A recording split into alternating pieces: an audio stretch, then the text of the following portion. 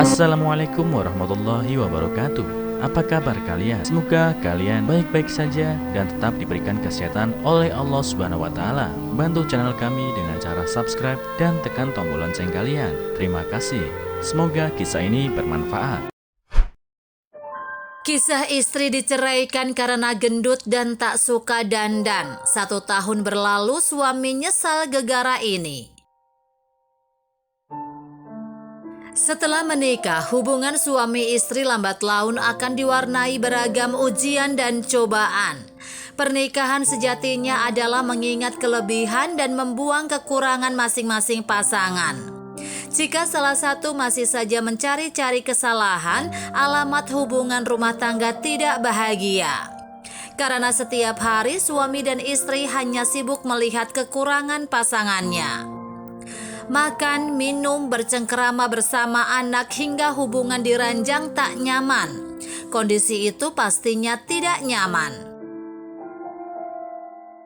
Daripada menyesal, ada baiknya membangun rumah tangga dengan rasa cinta dan kasih sayang.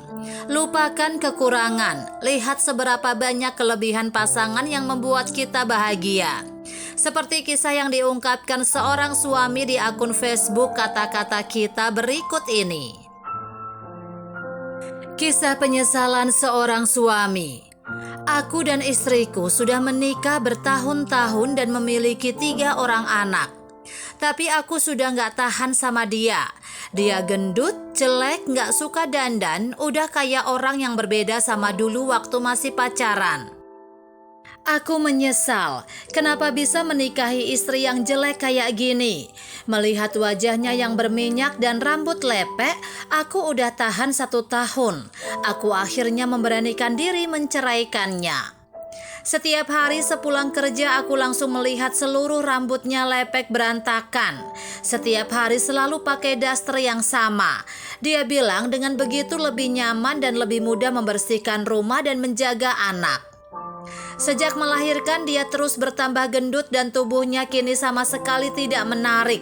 Setiap kali melihat perutnya yang gendut, kadang kalau pergi bertemu teman-temanku, mereka kadang sampai bilang, "Istri kamu hamil lagi ya?" Aku malu bukan main. Coba aku bilang seberapa parahnya dia. Dia nggak pernah bersihin bulu kaki atau bulu ketiaknya. Bahkan kadang di rumah dia juga tidak mengenakan pakaian dalam. Setiap malam aku tidur sama dia, aku merasa sangat tidak nyaman. Setiap melihat wajah dan tubuhnya serta kerutan di wajahnya, aku sama sekali tidak tertarik padanya. Aku cuma pengen langsung tidur pulas. Kita cerai saja. Kayaknya pemikiran dan sifat kita memang gak cocok. Sebenarnya aku cuma gak bisa lihat dia gendut dan jelek. Sama sekali gak ada hubungannya sama sifat. Itu cuma alasan aku saja. Istriku menitikkan air mata, namun dia sama sekali tidak membalas perkataanku. Dia bilang dia menghormati semua keputusanku. Sebelum dia pergi, dia masih memasak makanan untukku dan anak-anak. Dia juga masih mempersiapkan semua kebutuhan sekolah anak-anak. Kemudian dia mengambil koper dan pergi dari rumah. Setelah kejadian itu, aku tidak lagi bertemu dengannya hampir 1 tahun. Sebenarnya aku juga merasa aneh. Aku sering teringat dia.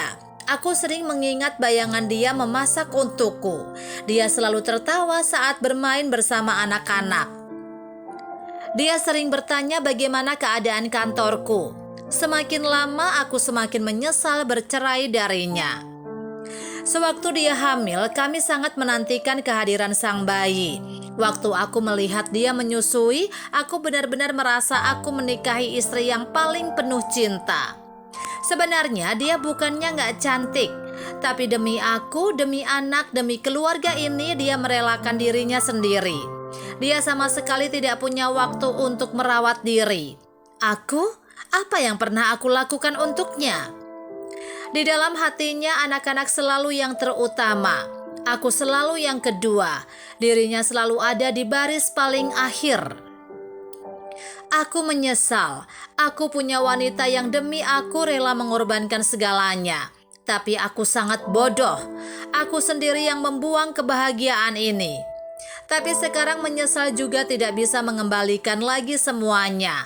Sampai suatu hari aku berpapasan dengannya. Dia sudah berubah sangat drastis. Di hadapanku dia melihat seorang wanita dengan tubuh yang sangat seksi. Dia berdandan sangat anggun. Rambutnya terurai rapi dan itulah mantan istriku. Di wajahnya dia mengenakan make up tipis. Kemudian dia tersenyum padaku. Dia sangat amat anggun. Ternyata setelah meninggalkan aku dia hidup dengan sangat baik.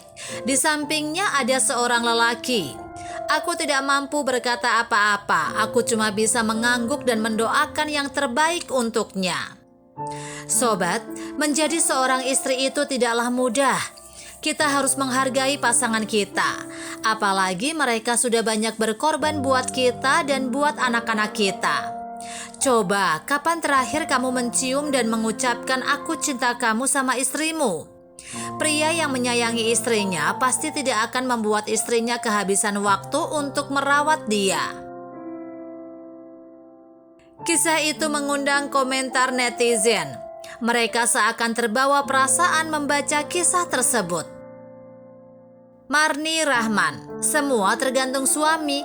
Apabila imannya kuat, dia tak mungkin melakukan hal seperti itu kepada istrinya.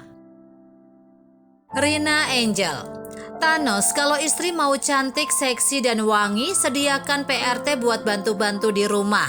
Biar istri bisa ke salon dan perawatan. Dikira gampang apa menjadi seorang ibu? Nani Wina, suami itu emang egois. Tidak gampang loh jadi ibu karena tugas ibu lebih berat daripada suami.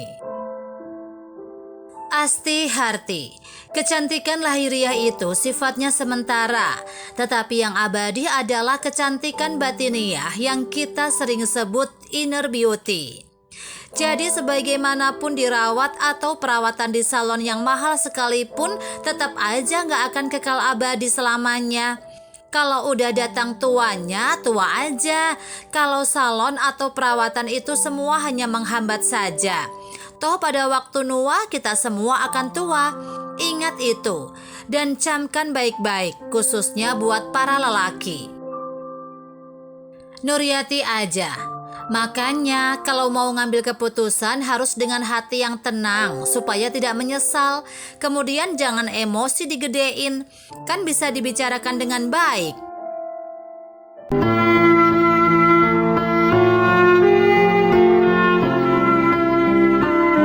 Assalamualaikum warahmatullahi wabarakatuh. Apa kabar kalian? Semoga kalian baik-baik saja dan tetap diberikan kesehatan oleh Allah Subhanahu wa taala. Bantu channel kami dengan cara subscribe dan tekan tombol lonceng kalian. Terima kasih. Semoga kisah ini bermanfaat.